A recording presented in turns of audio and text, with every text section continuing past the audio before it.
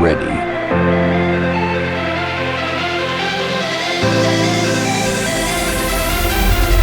This building right here was actually connected to this building over here. Property damage appraisals. Now, I've talked about this before. On August the 8th, and the devastation that occurred as a result.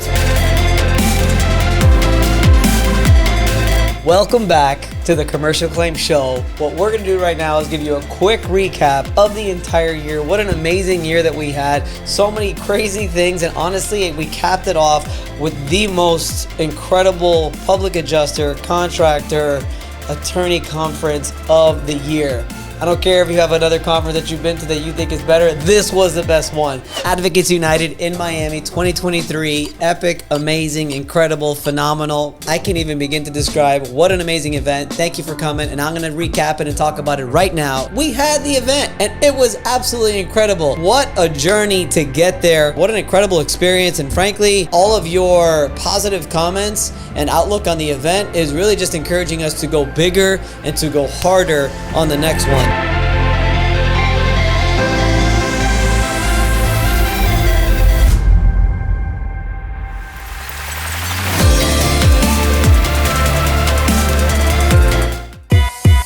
Advocates United is back again, but this time we're getting out of Florida. We were just in Dallas, Texas, and now we're going to New York. That's right, I said it. Probably one of my favorite cities in the entire country. New York is where we're going to be. We're going to be at the Dave & Buster's in Pelham Manor. Advocates United, an opportunity for people in the industry, public adjusters, contractors, and attorneys to get together to talk shop, educate each other, and learn from some of the most valuable people in our industry. So I actually spoke with an insurance claims specialist, Vince Perri, and insurance claims expert. And basically the DICE method is DICE, declarations, insuring agreement, conditions, and exclusions. The point is that if you can get through the entire policy and just go ahead and look through declarations, insuring agreement, conditions, and exclusions, you're gonna have a good idea of whether this loss is covered or not. Check it out. What do you think? Top 5 things to know when you're starting out a claims adjuster career. We're gonna basically get into how to file an insurance claim in 2023. Things have changed. The biggest issue that I think exists in the industry on the restoration and just contracting side, just period, is when it comes to dealing with homeowners, is education to the homeowner. You need to change your mindset that when an idea comes or an issue comes about or a solution needs to be solved, instead of always thinking, how do I need to solve it? You need to think, who can do it? Who can do it for me? Who do I need to hire? What consulting firm do I need to hire? How can I, ChatGPT maybe be able to help? I don't know, whatever it is. Here at their amazing, beautiful office that they've just totally expanded, it's like double than what it used to be, is really all about culture. Culture here is on point. You can tell they're a family, you can tell they have fun, you can tell they work hard, you can tell that it is a company that they really care about their employees and the people that work for them. On today's show, I'm gonna give you my opinion on the new Senate bill and attorney fees and costs no longer being available in Florida. Disclaimer. This video in particular is dedicated and focused to the Florida Public Adjuster, the Florida Public Adjusting market, the Florida insurance claim market, and the future, and what I think you guys should do, but better yet, what we're doing at Elite Resolutions to basically still be successful in this tough time in the Florida insurance claim market. Top 5 smart strategies to get the insurance company to agree to your repair estimate. If I, as a safety person, safety director, if I tell a guy to do something illegally on safety, tell him not to tie off, not to worry about getting in that trench without having any type of shoring put in, and he gets killed, I'm going to prison. I ask most people, why do you exist? That's usually the first start. What's your purpose? You'll hear either one of those. And most people don't know. Like 99% of the people I ask that question, they don't know the answer to. And the other 1% are just lying to themselves. They're just making up an answer.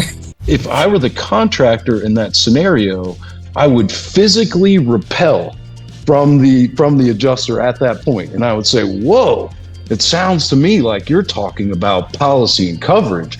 I don't want to say secret tactics, but definitely things that the insurance companies tend to do throughout the insurance company that makes it feel a little questionable as to whether these are ethical things that they're doing or not.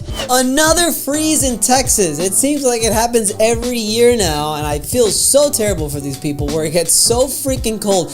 Coming from Florida boy, to understand that it gets so cold that the pipes freeze, the pipes break as a result of it, and just spew out water all over the house is just terrifying. It's our job as public adjusters to follow up with the insurance company, because if not, the insurance company will frankly just wait forever and a day to go ahead and make the payment. Today on the Commercial Claim Show, I'm going to actually share my screen and I'm going to teach you some of the templates that we have for our first follow-up letter, our second follow-up letter, and our third follow-up letter that we actually teach, and we provide this in our course, but I'm going to teach you right here for free on Content Wednesday, because that's what we do. How do roof claims work? Right? Seems like a simple question and seems like a simple answer, but there's some things from the public adjuster side that I want you to understand that we are looking at to make sure not only is it a viable roof claim, but it's worth your while as a client, as a roofer, and even as a public adjuster. Top 10 worst home insurance claim mistakes that you could make. As a public adjuster, as a homeowner, as a whatever, these are the worst of the worst of the mistakes that you can make throughout the claims process. And let's get into it now. I'm going to talk about historic insurance cases. I'm going to talk about 3 case studies. We're going to go through Hurricane Katrina, the Surfside condo collapse, and the Great Texas Freeze. I think it was 2021. That I was a part of all of those. I wasn't a part of the Surfside condo collapse, but I'm very familiar with it, and I think it's going to be kind of interesting. It's kind of cool little way. It's just something different that we're doing here. Your top 3 questions that we get asked all the time. So policyholders, get ready. Number 1, will my rates go up? So now what? Should I hire a public adjuster or wait until they make a payment? Question I get all the time. So if you're a policyholder or you're a public adjuster, this is probably a good video for you to just see how I briefly and quickly am able to read through an insurance company estimate and some of the little things that I pick on when going through one. So I hope you enjoy it. Photographing. Taking photos. You would think that you wouldn't have to actually do an educational video about taking photos, but in this industry, you have to do it. These are our financials, which are pretty dry, lots of mold.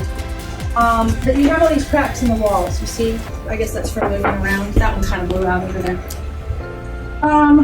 Let's see, let's stay here long. Supply closet. What do you think, guys? That was 2023. Wait till you see what we have in store for 2024, and make sure if you missed any episode of the Commercial Claim Show, scroll down, fall into that rabbit hole. I promise you, you're going to learn a lot about the insurance claim game, and we'll see you in 2024. Peace out.